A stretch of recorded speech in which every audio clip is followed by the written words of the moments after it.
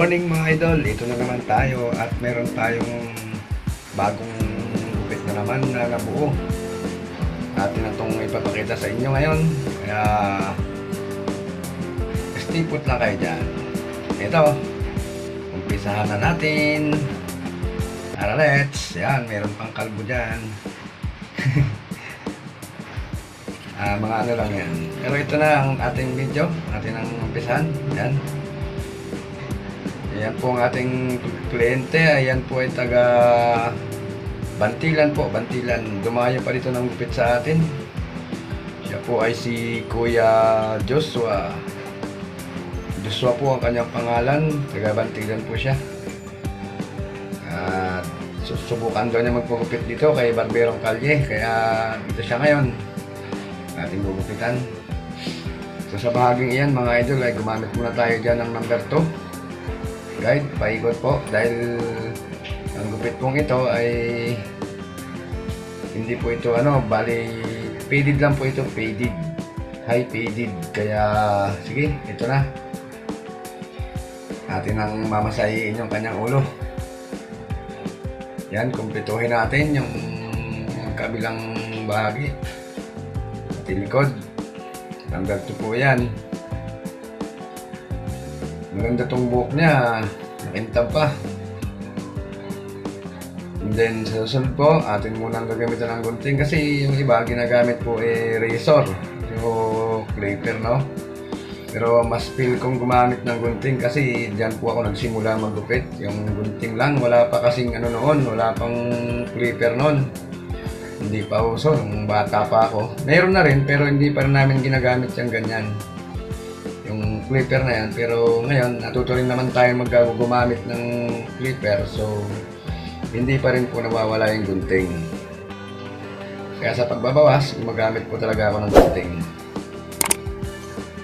Mas feel ko kasi pag gunting ang ginagamit ko sa pagbabawas ng mga kantuhan.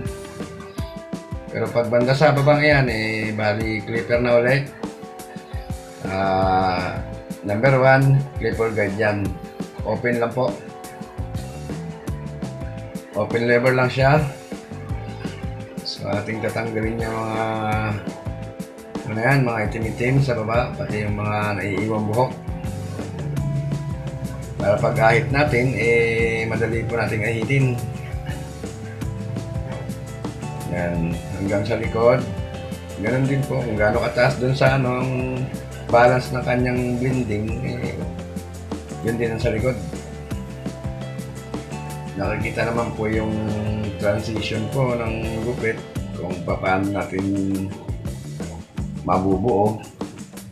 Ganun din po sa mga sabagay, marami po ngayong master sa paggugupit, pero pwede pa rin tayo kumuha ng mga experience sa kanila. Kahit po tayo marunong maggupit, hindi tayong gumaya sa mga ginagawa nila, pwede pa rin. Dahil master nga sila di ba? Master Maraming master na akong kilala dyan. May kumpare pa ako dyan, master din. So, minsan nakakakuha tayo ng experience sa kanila. Kahit paano. So, ito, para to sa mga may magupit, mga anak-anak dyan. May gamit lang kayo. Pwede nyo nang gayahin to. Yan. Gumamit tayo ng ipit, pero gunting pa rin yung ating ginagamit.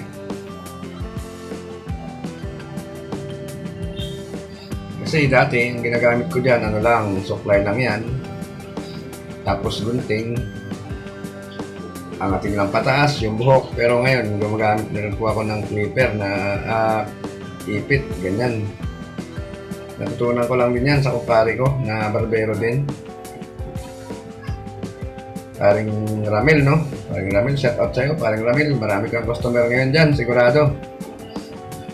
Yan, sa pag-ahit po, bali akin po munang nilinyahan ng trimmer na clipper para may guide po tayo para pag-ahit. At saka mas madali na po siyang mahitin pag may guide ng ganyan, guhit. Kailangan po, pero pag sanay ka na wala ng guide na ganyan, guhit, pwede pa rin. No, ginawa ko lang yan kasi para malinis tingnan, saka maayos yung pag-ahit.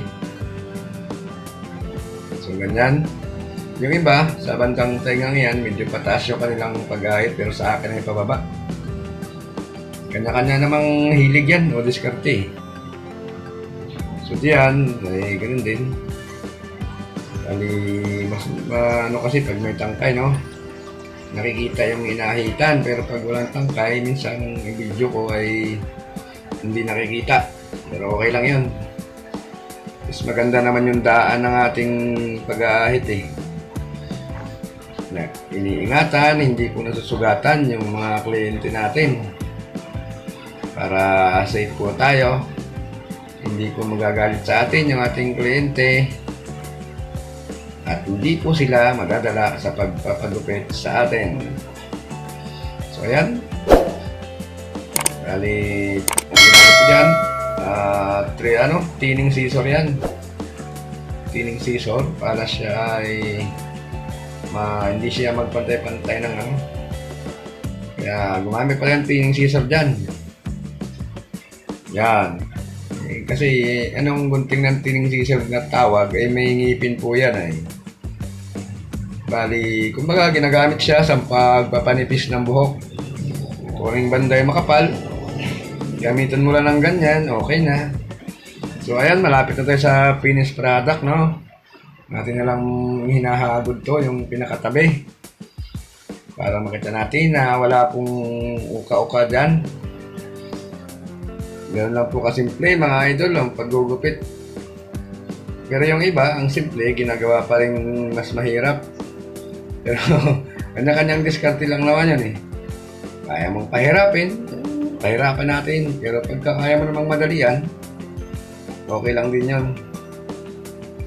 Kanya-kanyang hilig lang yan mga idol.